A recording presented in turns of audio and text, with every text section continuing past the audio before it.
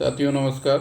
चर्चा करेंगे UP PCS GS 5 के इतिहास खंड के अति महत्वपूर्ण प्रश्न पर, जो टॉपिक नंबर 4 से रिलेटेड है। इसमें लिखा हुआ है उत्तर प्रदेश के सुविख्यात स्वतंत्रता सेनानी एवं उनके व्यक्तित्व और भारत के स्वतंत्रता संग्राम में 1857 से पहले उनके बाद उत्तर प्रदेश का योगदान।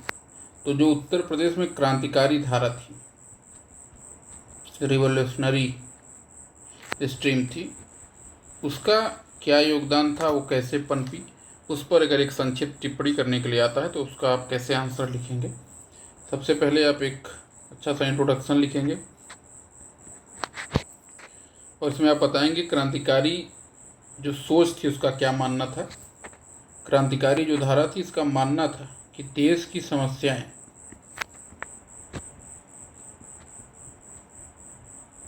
चाहे आज़ादी प्राप्त करना हो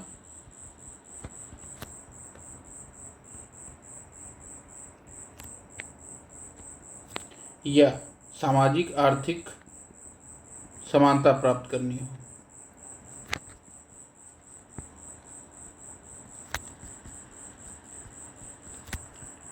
केवल और केवल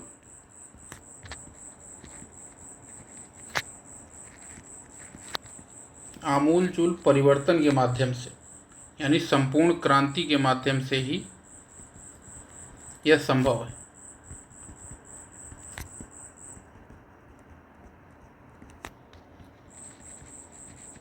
यानी इनका यह मानना था कि यदि आपका लक्ष्य सही है, यदि आपका लक्ष्य सही है तो आप रास्ता चाहे जो चुन लीजिए।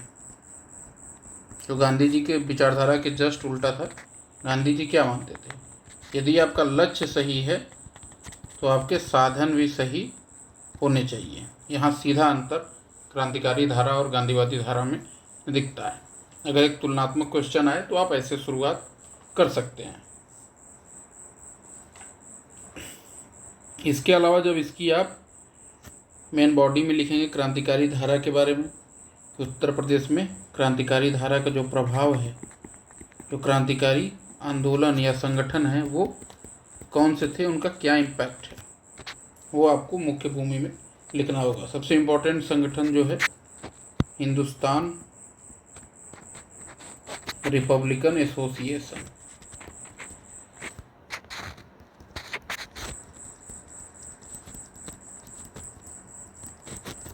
या 4A इसको संक्षिप्त में हम कहेंगे, हिंदुस्तान रिपब्लिकन एसोसिएशन। 1924 में इसकी स्थापना हुई थी और आप जानते हैं राम प्रसाद बिस्मिल,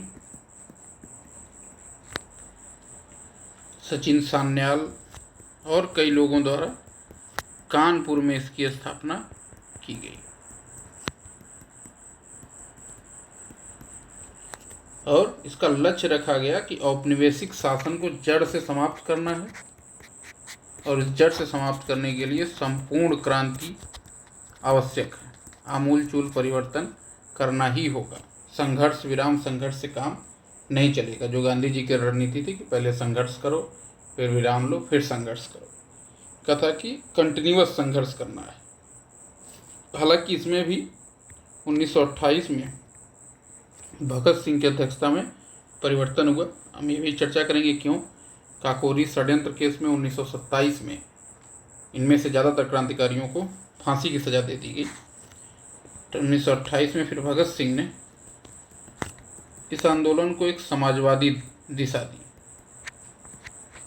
जब उनका भाषण सुनते हैं हम तो ये क्लियर होता है कि समाजवाद यानी समानता को प्राप्त करने के लिए उन्होंने अपने आंदोलन में थोड़ा बहुत परिवर्तन किया। और ये आपको समझना होगा कि ये क्रांतिकारी उत्पन्न जो हुए, इनके 2 चरण थे जो हम देख रहे हैं 1924 या 1928 में। प्रारंभिक जो क्रांतिकारी धारा थी, खासकर फर्स्ट वर्ल्ड वॉर के समय, वो जो यूरोप में इटली का एकीकरण हुआ उससे प्रेरित मानी जाती है, या फिर जो कांग्रेस की उग्रवादी धारा थी उससे प्रेरित थी क्रांतिकारी धारा। आपने सुना होगा बाल लाल पाल, या फिर 1905 के अधिवेशन में जिस प्रकार ये लोग अलग हो गए, नरमपंथी और गरमपंथी। लेकिन जो दूसरी धारा थी क्रांति की, जिसका प्रतिनिधित्व भगत सिंह, राम प्रसाद बिस्मिल कर रहे थे, वो गांधीवादी जो पद्धति थी उससे जो निराशा उपजी थी उसके कारण हुई थी।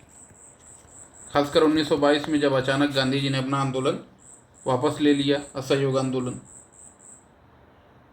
और इसी कारण इन लोगों ने, क्रांतिकारियों ने अपना एक अलग रास्ता चुना।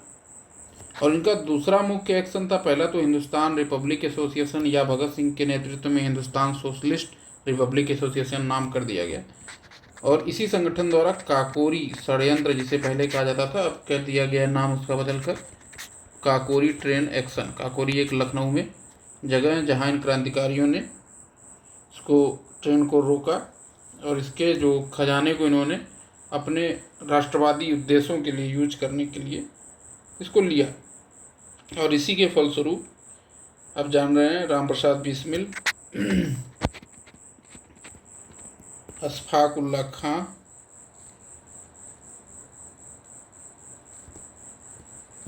और एक और क्रांतिकारी को फांसी दे दी गई।